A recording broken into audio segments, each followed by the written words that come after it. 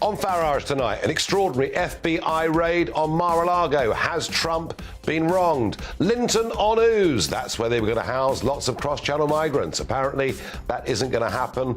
We'll ask what next out of the ruins of the government's asylum policy. Norway threatening to stop selling us electricity. Did you know we bought electricity from Norway? Still some who want Boris to stay. And joining me on Talking Pints, television and radio broadcaster for many, many years, author too, Sue Cook. But before all of that, let's get the news.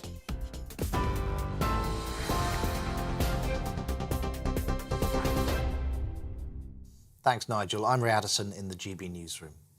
Boris Johnson says the government has the financial capability to tackle the cost of living crisis. It follows an announcement by analysts at Cornwall Insight warning that energy bills could hit £4,200 in the new year. That's around £650 more than previously forecast. Earlier, Liz Truss refused calls to commit to providing extra support with energy costs. But Boris Johnson says whoever replaces him will be able to take action when needed. Whoever he or she may be, they are absolutely certain will be wanting to make some more announcements in September, October about what we're going to do further to help people in the next period in December, January. And I just want you to know that I'm absolutely confident that we will have the fiscal firepower and the headroom to continue to look after people as we've done throughout.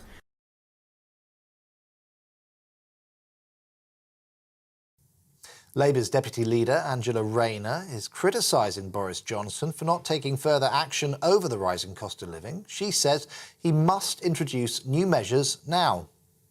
I think it's disgraceful that Boris Johnson, as the Prime Minister, has said it's not my responsibility anymore. He's the Prime Minister of this country. He wanted that job. He's clung on to it with white knuckles at a time when the British public have said, actually, mate, you've lied to us, you've deceived us, we don't want you anymore.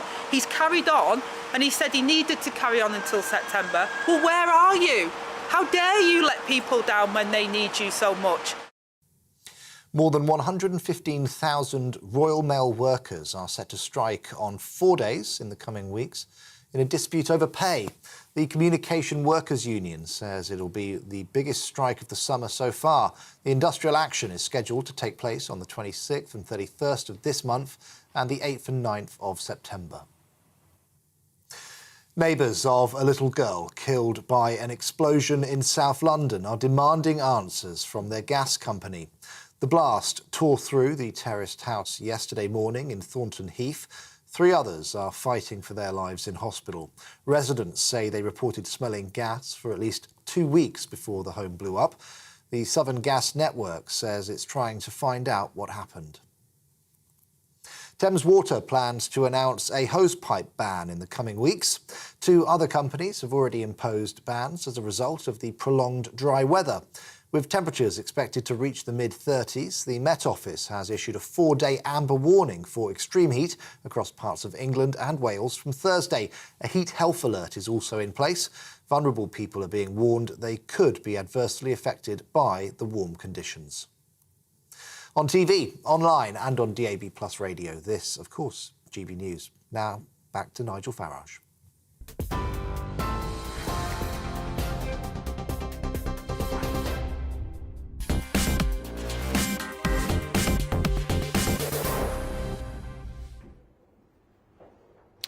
Good evening. Right until the moment he came down the escalator in Trump Tower, Donald Trump was a very popular figure with everybody in America. This astonishing man, real estate successes, the odd failure too along the way, and of course The Apprentice, a mega program in America. But as soon as the Orange Man threatened to take office, everything changed because he threatened the liberal order with which everybody was so comfortable. And right from the day he was elected, they tried to delegitimize him. We had the Russia hoax, it went on for years. The Mueller inquiry, which went on for 2 years. 2 utterly false impeachments, but still they haven't stopped because overnight, extraordinarily, the FBI have raided Mar-a-Lago. They're seeking documents from the Oval Office that they somehow think Trump has kept on his coffee table. Well, had he ever planned a coup on the 6th of January. I doubt he'd have been stupid enough to keep the documents, and certainly not to take them back to his home at Mar-a-Lago. The reaction to this has been quite astonishing. A lot of very fair-minded commentators in America saying this is a step too far. This is the Democrats using the judiciary in a way that it was never designed to be. I have to say, I think it's outrageous, but I know why it's happening. Because I was in Dallas on Saturday. I was there at that CPAC conference. I saw all of the Trump nominees who won their primary contests last Tuesday. You can see the decline of Joe Biden, no obvious replacement within the Democrats, and a growing feeling that Trump will run again in 2024 and maybe even win, and they will do whatever they can to stop him. I think they've got this wrong. I think this will make Trump far more popular. But you tell me at home, has Trump been wronged? Farage at gbnews.uk.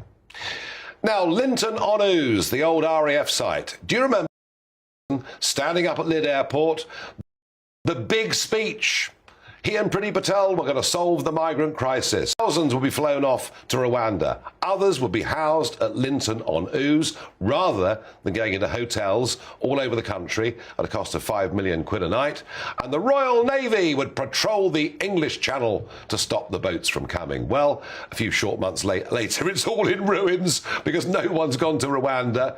The Royal Naval vessels they chose, I'm afraid the gunnels are so high, they haven't taken a single migrant on board or stopped a single migrant boat.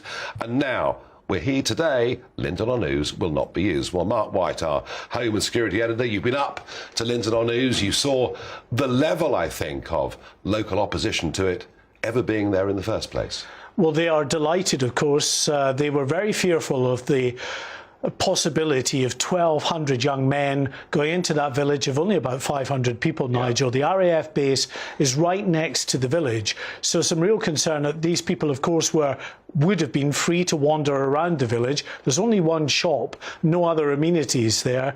And OK, the vast majority will behave themselves, but there was real concern that it only takes one or two to misbehave and you've got potential for trouble. But that's not going to happen now because it seems the Ministry of Defence has pulled the rug from underneath Priti Patel, because having signed up to this plan to allow this asylum reception centre at the base in December of last year, they now at the 11th hour have decided it's not going to happen.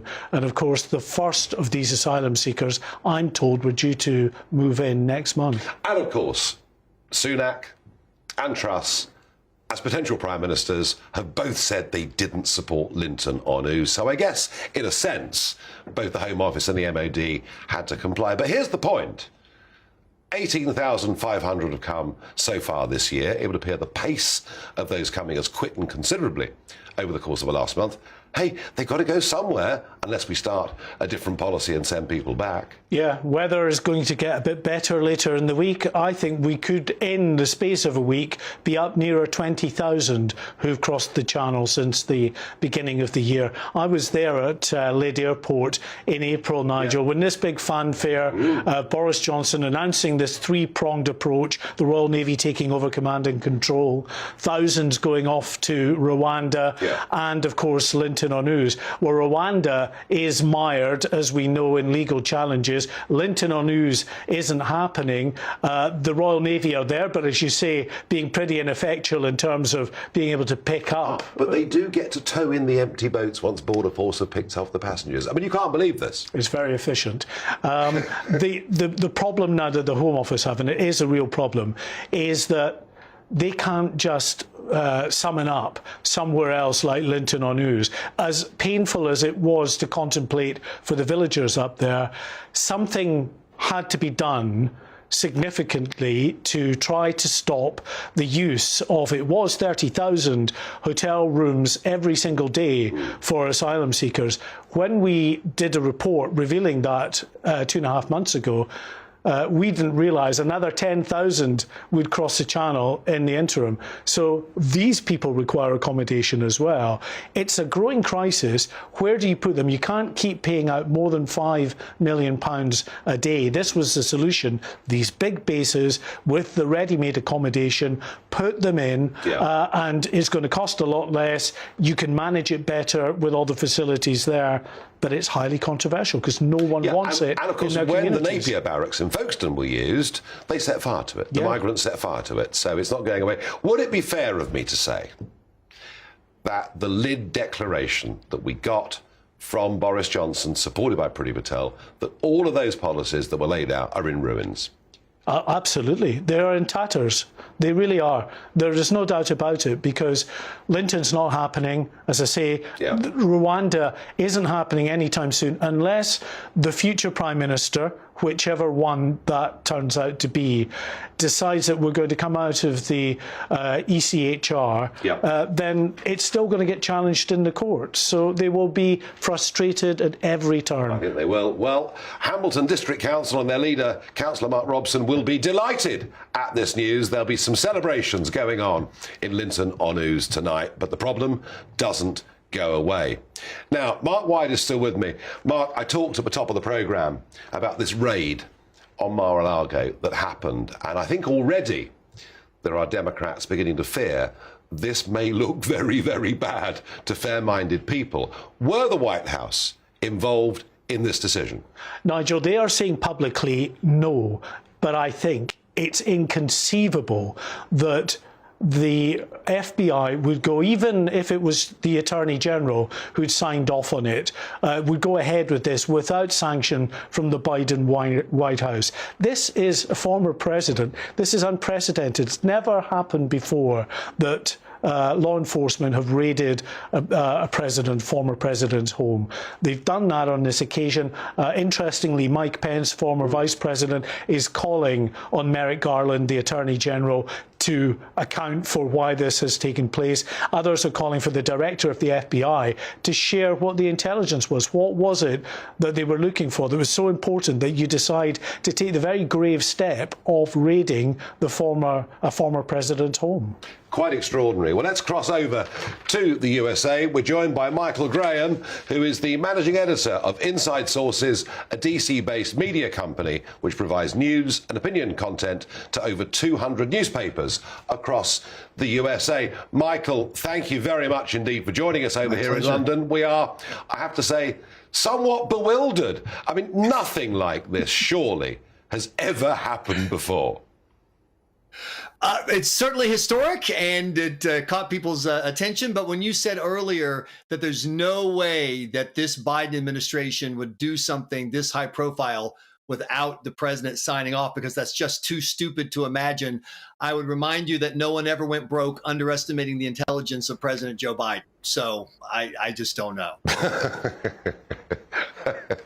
But, you know, I mentioned earlier that I was at CPAC in Texas this weekend, and Trump's approval rating within the Republican Party and conservative movement is higher than even Ronald Reagan's was at the peak of his powers. It looks better than 50% chance that he is going to run again, that they are going to take the House, that they are going to take the Senate. I mean, won't this look, to fair-minded, I mean, there'll be those that hate him and have always hated him, but won't this look to fair-minded people like an abuse of power? So what are the three ways this can go? One way is they can come out and say, here it is, you know, Jimmy Hoffa's head, or whatever, you know, the guy who cuts Boris's hair, you know, what is some other horrible crime, you know, and that could be one way. Or they could come out with another way of, well, we didn't find anything. And then the immediate reaction is, why the heck would you do this 90 days before an election, knowing that he's likely to be the nominee of the other party? You know, if this were, you know, just to use an example, George H.W. Bush sending in someone for another Republican, you'd say, well, you know, got to look at crimes and this is the rule of law. But this is one party doing this to another party. So that's the other way, is they have nothing to show for this. But then what if, and you could argue this is the third one, is they come out and say, yes, he has 4 pieces of paper that should have been filed in Cabinet X. And, you know, it's basically, you know, an overdue library book. Are they really going to prosecute Donald Trump for the crime of this paperwork. And I don't want to even get into how the fact that up until the minute that Biden was sworn in, Donald Trump had the power to declassify every document. So he could have said, everything you're loading in the truck, I now declassify him, and that could be the whole thing. Don't even get sidetracked that way. What this is doing, it is feeding the belief among Republicans, even among less than enthusiastic Trump Republicans, that the guy has always been treated unfairly. And this is no Democrat, no matter how awful a Democrat was, no Jimmy Carter, no Joe Biden would ever be treated this way. And if that's what they're doing is feeding that resentment, then they've created problems both in the midterm this November and probably, as you said, 2 years from now when Trump is the nominee. Well, you're absolutely right. I mean, Mike Pence, has not been much of a supporter of Donald Trump since the 6th of January for reasons that are fairly straightforward and obvious, and yet Pence has spoken up, very strongly in his defence today. Watching Donald Trump, as you've done so closely over these years, we've seen the statement that he's put out and basically hinting that America's become a banana republic under Joe Biden. What do you think Trump's next move will be? So if he's very good at theater, and this is a theatrical moment. This was the problem with Trump. COVID was terrible. Obviously, it was terrible for everyone. But from a standpoint of management, that's not Trump's strong suit. Being consistent and calm. He's much better at short bursts of frantic activity designed for the cameras. And this is, you got blue lights out at his house in Florida. It's designed for the cameras. Interestingly, the reporting that we're seeing is that he's getting some people advising, jump in the race now. Just to take this opportunity. And other people saying, no, cool off and let the story develop. And like I said earlier, if it develops, there is in fact something related to a serious crime, then that changes obviously the entire trajectory and we're having a very different conversation. But if there's nothing, you have to wonder if Trump doesn't have a showman's sense of timing of let these guys talk themselves into a cul-de-sac of how important we had to do something we've never done before. We had to treat an ex-president the way we've never treated one before. And then there's nothing. And then he steps in and, pow, lays the Trump on him. It'll be very interesting to watch. Michael Graham, thank you very much indeed for joining us. Funny, isn't it? Thank you, Nigel. When Hillary Clinton was Thank you. When Hillary Clinton was Secretary of State, 33,000 of her official emails just disappeared. But we didn't see the FBI moving on the Clintons. And this is why I think that the Democrats have completely overplayed their hand. In a moment, more potential problems for UK energy supply. And there are still some out there that want Boris to stay. I think it's for the birds personally, but we'll debate that.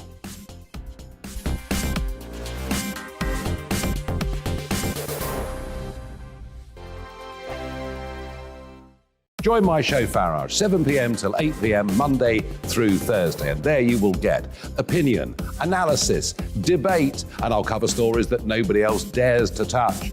You've been cancelled. Join the club.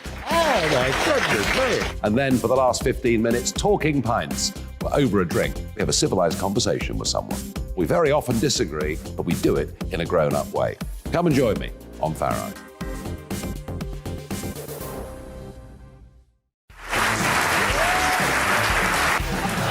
My name is Andrew Doyle. Join me every Sunday evening at 7 p.m. for Free Speech Nation.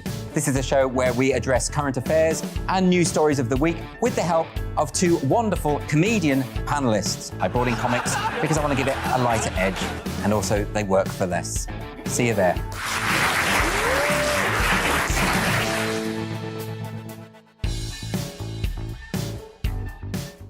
Hi there, it's Stephen and Anne. At breakfast from 6 a.m, you'll always be caught up with everything you need to know, the latest headlines, opinions and debates. We'll bring you the good news and the bad, but most of all, we're here for you. Remember, send in your views and let us know what you would like us to talk about. That's because we're your news channel. And every morning at 6 a.m, it's breakfast on GB News.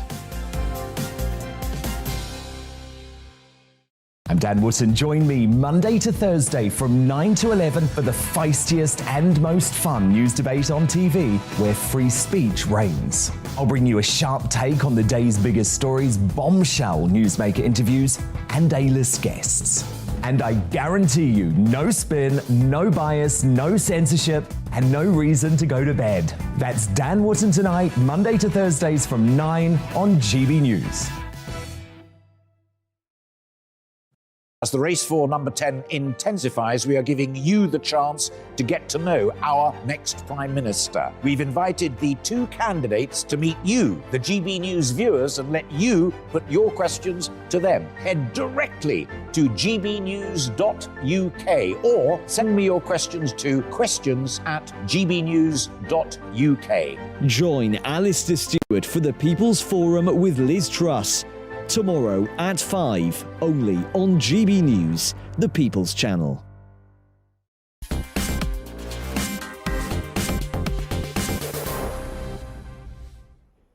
Well, I asked your view. Has Trump been wronged? Some of your reactions. Sharon says, absolutely demonizing Trump instead of dealing with the real issues. This is what Russia and China want from the West. Russia wants Ukraine. China want Taiwan. Love him or hate him, he was the best diplomat the USA ever had. Yes, and he would have said China. Another viewer says, answer no. Well, OK, I'd like you to elaborate a little bit more on that if you think he wasn't wronged. I think he was. I think the whole thing's outrageous. Elliot says, unless some very serious charges can be laid against Trump as a result of this raid, then it's hard to see how he has not been wronged. Although, maybe helped to win the next presidential election might be a better description. And Ryan says, of course he has. Although the deep state and Democrats have made a huge mistake here, this will strengthen Trump's position. I've been really trying hard, folks, not to believe in the deep state theory, not to talk about it, but it's very difficult to think there isn't a deep state. Goodness gracious me, even Boris Johnson has been talking about the deep state, all of which says to me that he could, if he chose, linger on the backbenches and cause a huge problem. Now, we reported a couple of times last week there's still a campaign for Boris Johnson to be on the ballot, for Boris Johnson to stay. I think it's completely for the birds, but David Campbell-Bannerman, former MEP, thinks Boris should be on the ballot. I mean, you've got, is it 10,000 signatures? Well, it's nearly 20,000. Is it? Yeah, that's right. I mean, to be honest, I've changed my position slightly because I'm backing Liz Truss. I think, now the ballots are arriving, it's more important to ensure that we get Liz Truss in rather than Rishi, who stabbed Boris in the back. But it's still an amazing achievement, nearly 20,000, that the Conservative Party are looking at 10,000, which is part of the Constitution. The part of the Constitution actually allows a challenge, a change of the Constitution. So I look at it in short term and long term. Long term, I think we do have to change the rules around the party leadership. But short term, the reality is we don't have the Boris ballot at the moment, and therefore it's important that Liz gets full We have support. 170,000 people, or whatever it is, choosing the next Prime Minister. A fraction of 1% of the electorate. So Charles Walker, who's the MP up in Hertfordshire, and he suggests that, oh, no, the party members shouldn't be voting on this sort of thing. We should do it in Westminster. What would be a better way? Well, I think you can't cut the membership out. I think that's totally undemocratic and wrong. And they tried it with Theresa May.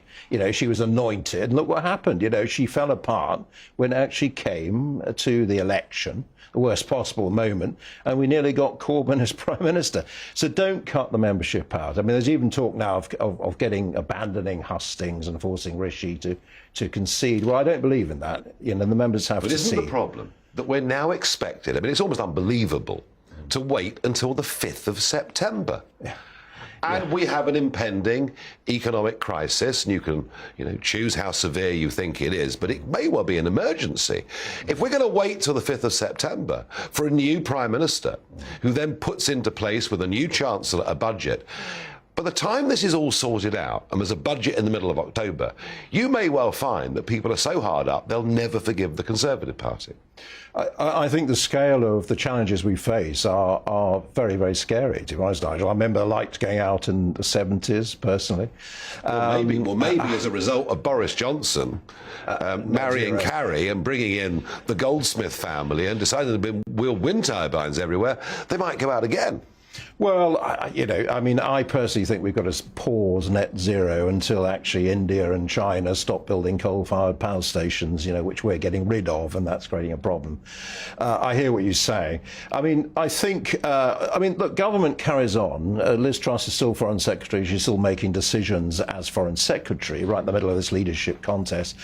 Government is preparing, quite rightly, for an emergency budget. But how can it when it doesn't know who the leader's going to be? One of the most sensible things I heard today was that the Treasury, civil service, should be working now with the Truss and Sunak campaigns and say, look, if you win this, what is it you want to see in this budget, so that actually they can move quickly. As I understand, that's not actually happening. Well, I don't know if it's happening or not, but obviously the civil service is grinding on, and that you have the 2019 manifesto, which both of them are actually signed up to. So there's that backdrop as well. I'm not saying everything is being delivered on that. But actually, and here's my biggest gripe about the whole thing, right? There's a 2019 manifesto that got a whopping great majority. Some of it was utterly dishonest. For example, the pledge to build 40 new hospitals, when their definition of a new hospital is a new wing to an existing hospital. Others haven't been met. And yet you've actually got Truss and Sunak offering you a different, fresh start to a 2019 manifesto. It's not very fair on the electorate, is it? Well, I think, I'm seeing a lot of policy thinking coming through, which I like. Lower taxes, from Liz Truss. I like where she's heading on this. And dealing with net zero, as we've touched on, pausing it or whatever you're going to call it. I think it's very kind of rejuvenating, a lot of his policy.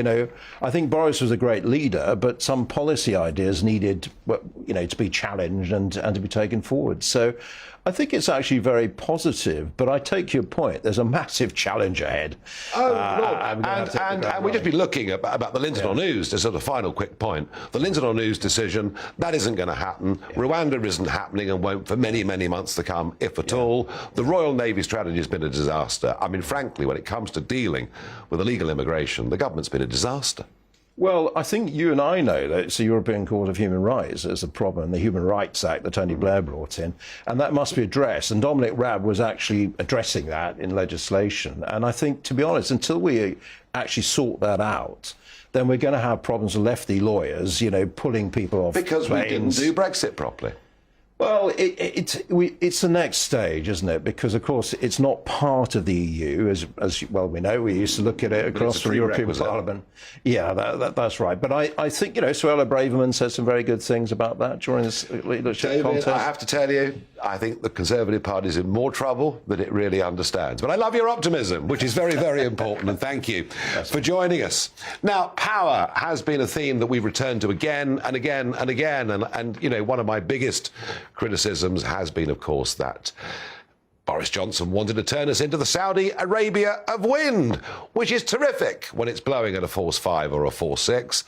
But when the wind doesn't blow, it's a little bit of a problem. Now, last Wednesday, beautiful weather. We were buying in electricity from a Belgian operator at 5,000% more than the normal price. And something I wasn't fully up to speed with is that a 400, you've got to believe this, a 450-mile interconnector joins Blythe in Northumberland to the Kividal power station in Norway. Yes, we import electricity from Norway when the wind doesn't blow. But the Norwegians, it would appear, have a potential problem. And Catherine Porter from energy consultant WhatLogic joins me to explain it all. So, I knew we imported electricity from France at times. I didn't know when the wind doesn't blow, we needed to get it from Norway. But the Norwegians are saying they might not sell us anymore. Is that right? It is, and we don't just import from Norway when it's not windy. We import a lot of the time from Norway. But Norway relies on hydroelectric power, and its reservoirs are running low, and now it's looking to maybe restrict those exports. And put its own national interest first. Well, yes, and that makes perfect sense. Norwegians have invested huge amounts of money in their hydro infrastructure. It should be for the benefit of Norwegians before the benefit of other countries. Yeah, funny, we don't sort of seem to sort of think about things in those ways. How much electricity do we have to import at times? Well, National Grid is saying that it thinks it could import 5.7 gigawatts in the winter if needed. And that's compared with the capacity margin it's rating at 4 gigawatts. So that's the amount of spare demand, spare generation over demand. So essentially all of that would be coming from imports. And I'm just not sure that's very realistic, to be honest. So we're importing electricity, we're importing gas that we could be producing ourselves, we're importing some types of oil that we could be producing ourselves, we're importing coal, which we still need, albeit not in huge quantities, but in the steel industry.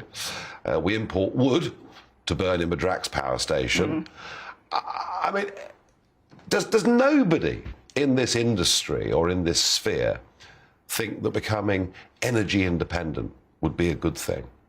Well, actually, quite a lot of people think that we need more energy independence than we have already. Right. It just hasn't been, not government policy, but it hasn't really been widely accepted among politicians more broadly. It's so not the really a party political. political. Yeah, and it's not a party political issue because all the parties seem to be broadly on the same page with this.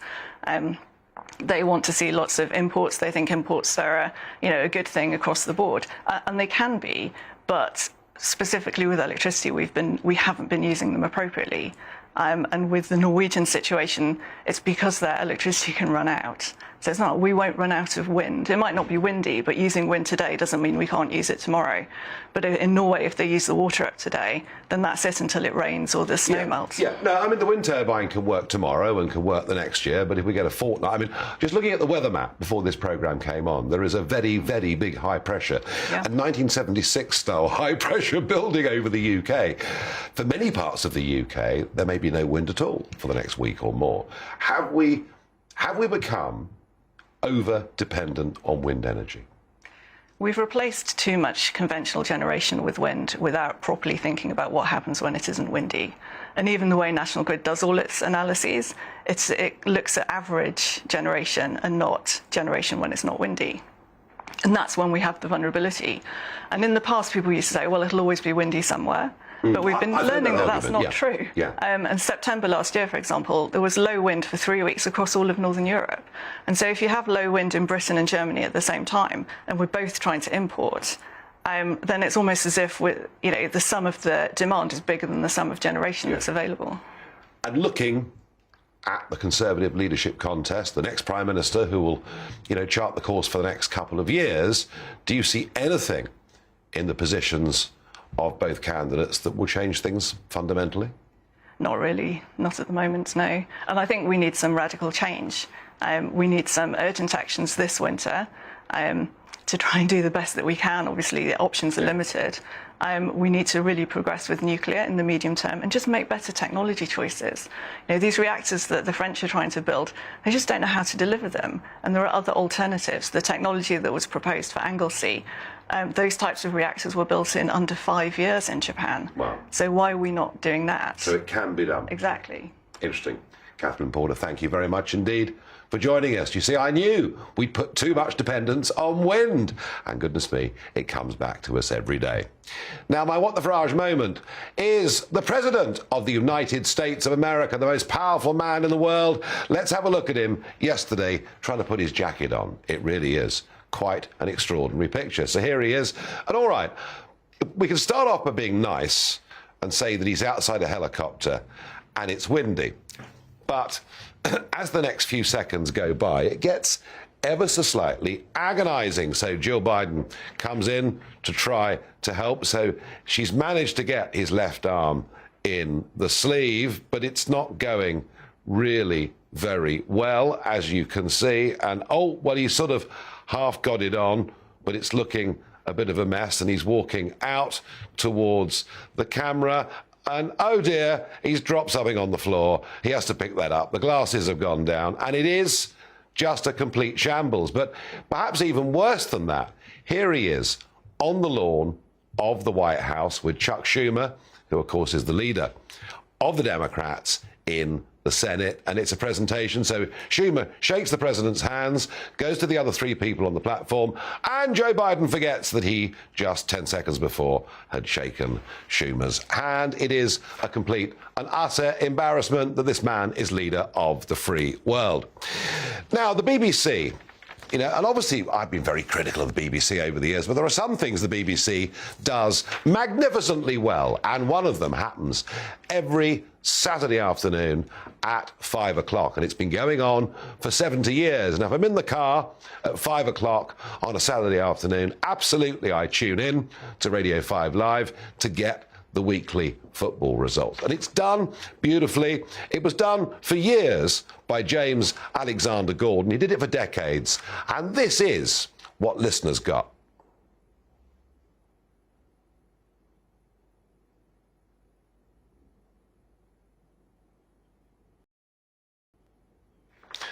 Right, well, James Alexander Gordon was an absolute genius. He read out the football results. He did it beautifully. The music's been the same music for 70 years. And the BBC are going to get rid of it because they seem determined to get rid of all the good things at the BBC to make absolutely sure that the commercial competitors can hoover up the market. Strikes me as being absolutely mad. Well, on the subject of the BBC, Sue Cook worked at the BBC for decades. Big Radio 4 programmes, many, many other things. She's even written books too. And in a moment, she's going to join me for a drink on Talking Pints.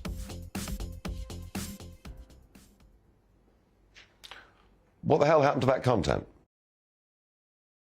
Join my show Farage, 7 p.m. till 8 p.m. Monday through Thursday, and there you will get opinion, analysis, debate, and I'll cover stories that nobody else dares to touch. You've been cancelled. Join the club. Oh my goodness me. And then for the last 15 minutes, Talking Pints. We're over a drink. We have a civilised conversation with someone. We very often disagree, but we do it in a grown-up way. Come and join me on Farage.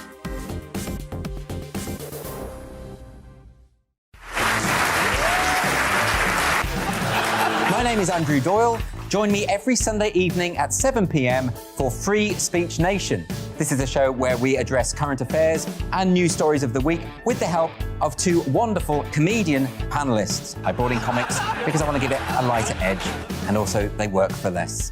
See you there.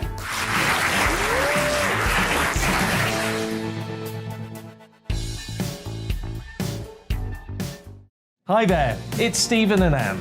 At breakfast from 6 a.m, you'll always be caught up with everything you need to know, the latest headlines, opinions and debates. We'll bring you the good news and the bad, but most of all, we're here for you. Remember, send in your views and let us know what you would like us to talk about. That's because we're your news channel. And every morning at 6 a.m, it's breakfast on GB News. I'm Dan Wootton. Join me Monday to Thursday from 9 to 11 for the feistiest and most fun news debate on TV, where free speech reigns. I'll bring you a sharp take on the day's biggest stories, bombshell newsmaker interviews, and A-list guests. And I guarantee you, no spin, no bias, no censorship, and no reason to go to bed. That's Dan Wootton Tonight, Monday to Thursdays from 9 on GB News.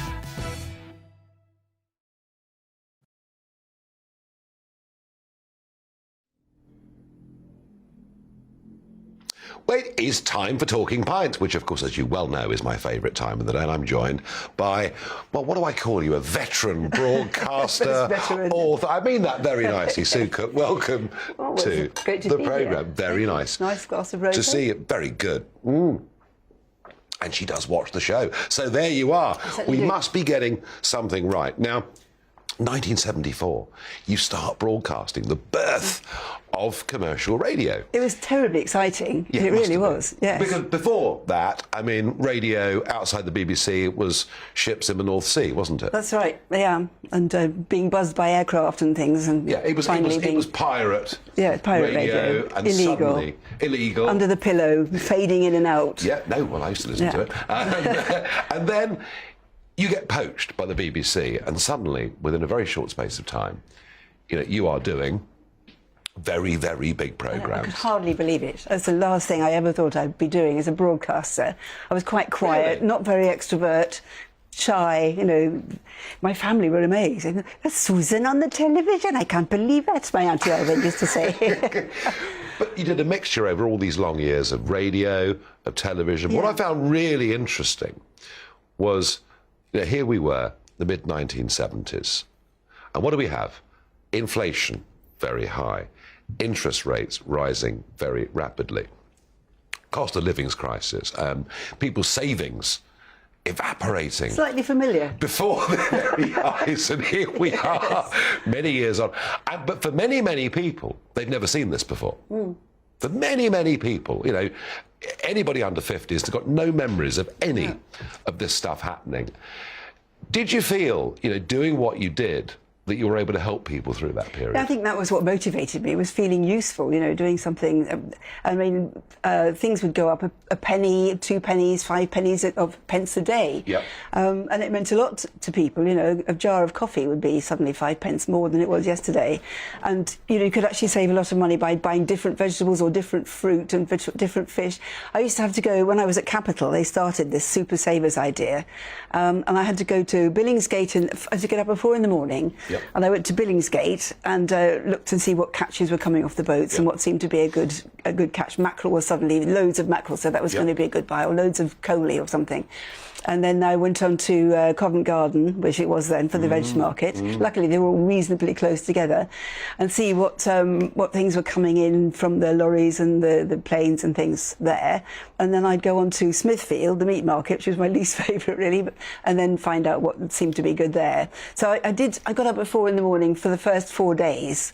But I made sure I talked to somebody reliable at each market. Look, can I ring you at 6 o'clock in the morning? And you sort of developed this idea of 30 products that were in the basket. Because it was entirely because of that financial climate that my career took off, because consumerism suddenly was really important, you know, saving people money. So the BBC poached me. They were going to set up this BBC shopping basket with 30 basic items in it. I can't remember what they all were now. And I would do a bulletin on the price movements. I'd get press releases from the supermarkets to give them, you know, people their special offers from the different things. So I used to do that on You and Yours on Thursdays. Yeah, to a massive audience. Yes. I mean, people would kill for audiences you could get those days. Well, I'm going to talk about broadcasting and how it's changed in a moment. But I've been thinking about this over the last month. Those families that were confronting this in the 70s, and predominantly women, because they were running the households. I mean, they just were. That's the way it was, like it or not.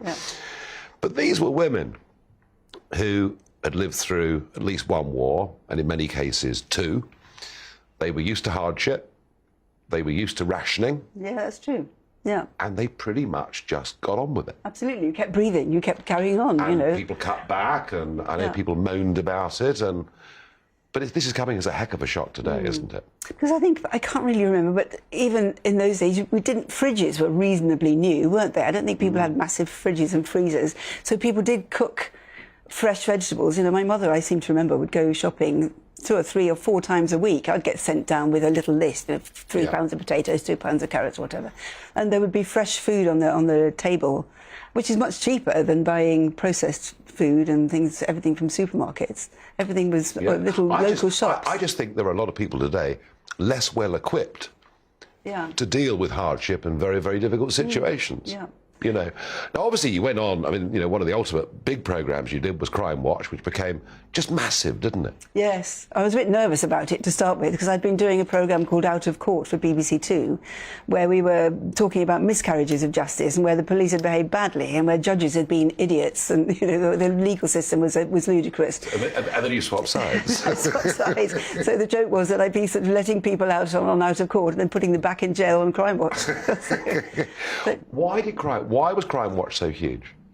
I suppose people were fascinated by crime. I mean, I must say, when I was younger, my father had a radio with complicated radio. They got all sorts of channels, and I used to love trying to find the police channels and listen to whether there was, you know, some drama going on up the road. I think people have always been fascinated by the drama of crime and the drama of real life crime.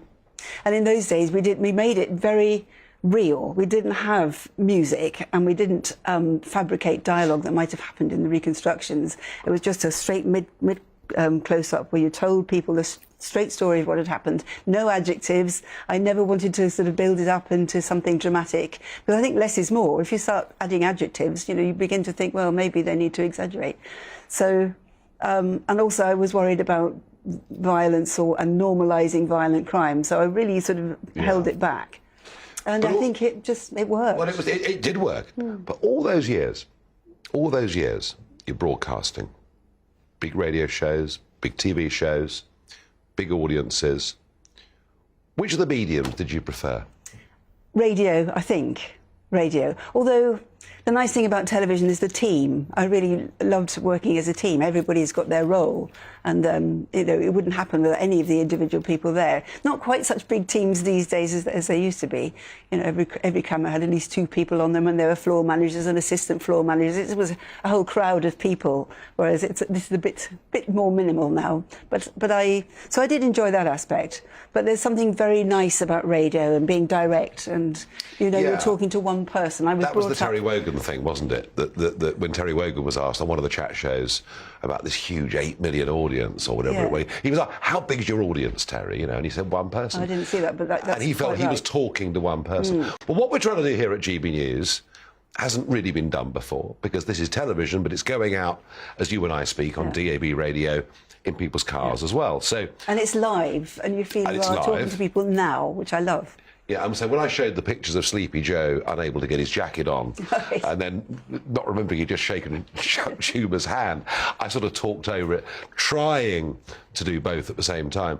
But broadcasting is changing quite quickly, with streaming, with a multitude of channels, with paid-for options, the BBC. I talked a moment ago about 5 o'clock on a Saturday, and there seems to me they get rid of some of the things that really are cherished and loved, and I sort of wonder where that comes from. And the BBC politically, I would argue, through after the referendum particularly, I don't think it's covered itself in glory. No. What is the future of the licence fee, the BBC? Where does all this go, Sue? Well, I think sadly it's not looking very good. I mean, it was an absolute national institution and a huge treasure. And I think they still do some good dramas, although not quite as good as they used to be. And you can see all the woke boxes being ticked, can't you, as the cast comes on. And the foreign correspondence is still second to none. And people like Frank Gardner and Jeremy Bowen and Olaga, and they are wonderful. But I think the news gathering is really quite shameful. And the questioning, they don't seem to want to question anything. Shameful is quite a strong word. Well, yeah, it is shameful. Throughout the lockdown, did anybody ever ask what's happening to children? How are children going to be affected if you're closing down schools?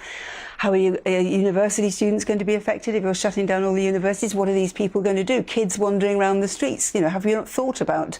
The kids' knife crime went up, but was there any journalism about that? Did anybody test the PCR tests or test the lateral flow tests, and the fact that different laboratories had different standards for them?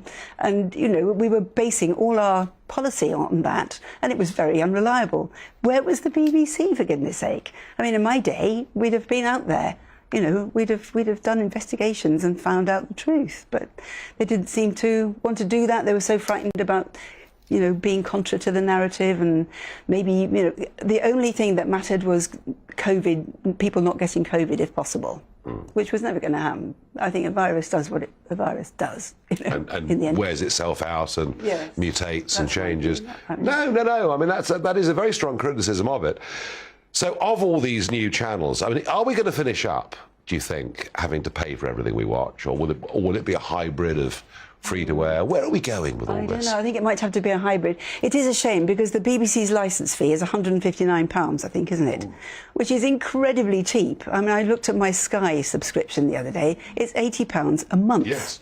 That's sort of 800, 900 quid a year. But then we choose to have Sky or not. Well, yes, sort of. But there's still a lot of stuff that you don't necessarily want to watch, but it's all there. You're paying for it anyway. And there are a lot of, local stations. There's the online content. It should be. It is very good value for money if they produce the goods, and they've stopped producing the goods. Yeah, it's interesting. It's interesting. But after all these years of broadcasting, and you've written a couple of novels as well, and you've done lots of things, but you said that stopping broadcasting was like a bereavement. It was really, because it was such a way of life, and I loved the adrenaline.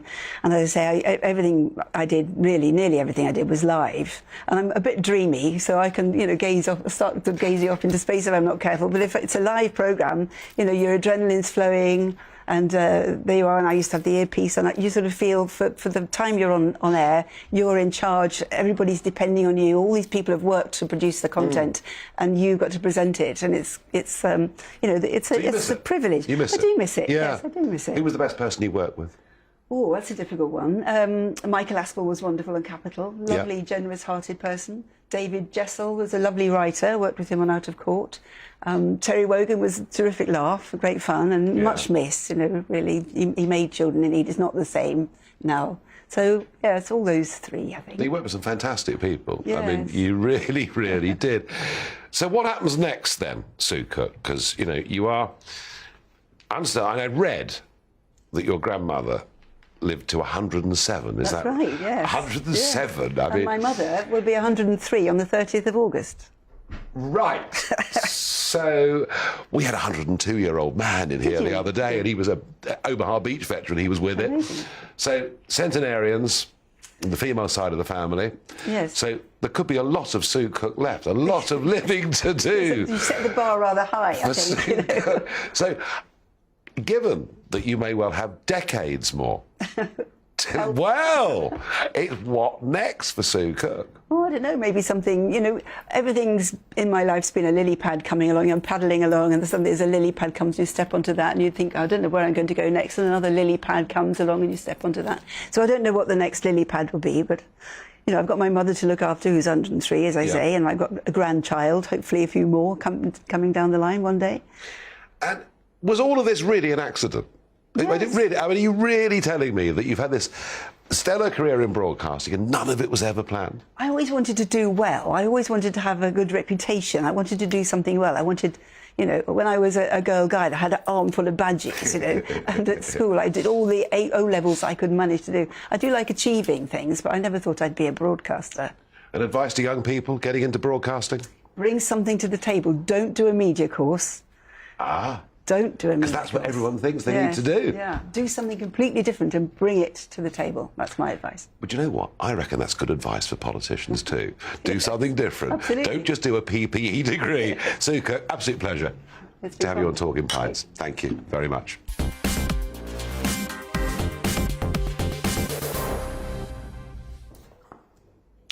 We've got some time for Barrage the Farage. Let's see what you've got for me today. Some of them can be very difficult. Anthony asks, would you agree with me that Priti Patel is the worst, I think, so far so good, Home Secretary that this country has ever had and has achieved nothing other than making Britain an international laughingstock?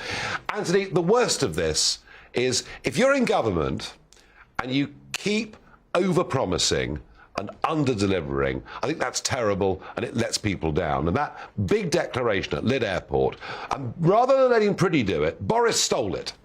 Boris suddenly stepped in. The Royal Navy are coming into the Channel. We're shipping thousands off to Rwanda. And, of course, Linton-on-Ouse will open. The problem is virtually over.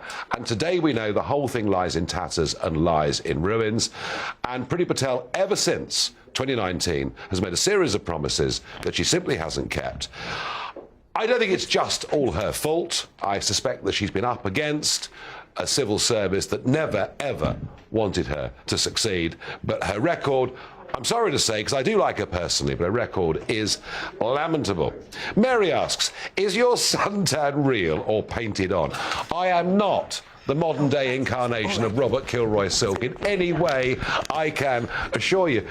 I'm a big outdoors person, I really am. Weekends, I spend very little time in the house at all, winter or summer. I'm out fishing, I'm out gardening, I'm out walking, I'm out doing stuff.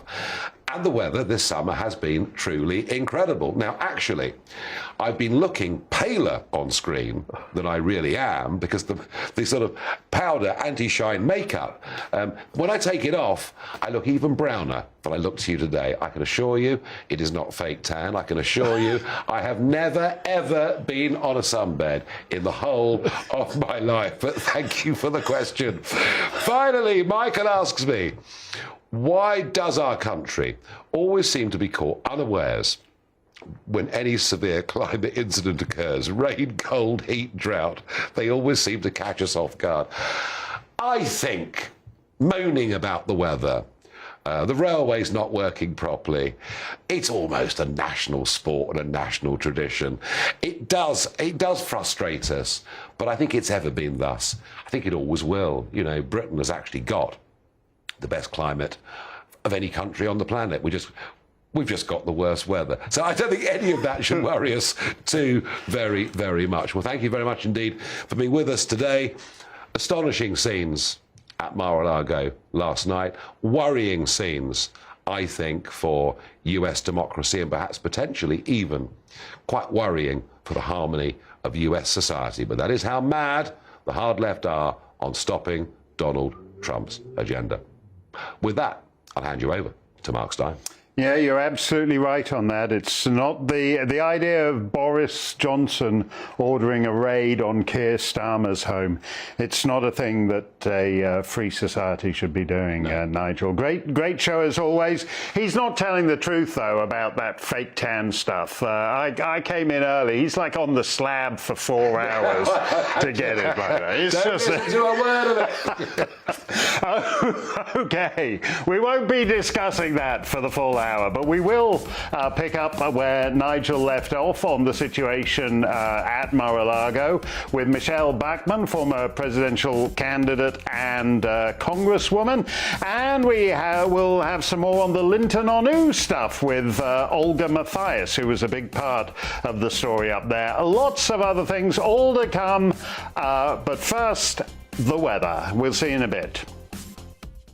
Hello. Dry, hot and sunny is the story right the way through the rest of this week for the vast majority of us. There is a slight exception. That's the far north of Scotland, where there will be some thicker cloud thanks to this weather front. But look at this huge area of high pressure covering just about all of the UK and in fact much of Europe as well, keeping things very quiet and settled and allowing those temperatures to build day on day. So let's take a closer look overnight tonight. There's that weather front I mentioned, just bringing some thicker cloud at times to parts of the far north and northwest of Scotland. Just about thick enough for some light and patchy rain or drizzle. Otherwise, it's clear skies all the way and temperatures starting to climb a little bit by night as well as by day. So a little bit more uncomfortable for sleeping, I think, as we progress through the rest of this week. So we start Wednesday on a bright note, lots of sunshine, blue skies for just about all of us. Any early morning coastal mist should burn away fairly rapidly. Still, this front just bringing some thicker cloud and again some outbreaks of light rain to the far north and northwest of Scotland. Otherwise, no rain in the forecast until at least Sunday for the majority of us. Temperature-wise on Wednesday, it's another very warm one, in fact warmer than it was today, and that's the trend as we head through the rest of this week. So Wednesday night will be another dry and clear one for the vast majority. Again, a little bit of coastal mist and low clouds developing, but again, that should burn away fairly rapidly during the morning on Thursday. And it's another day of the same.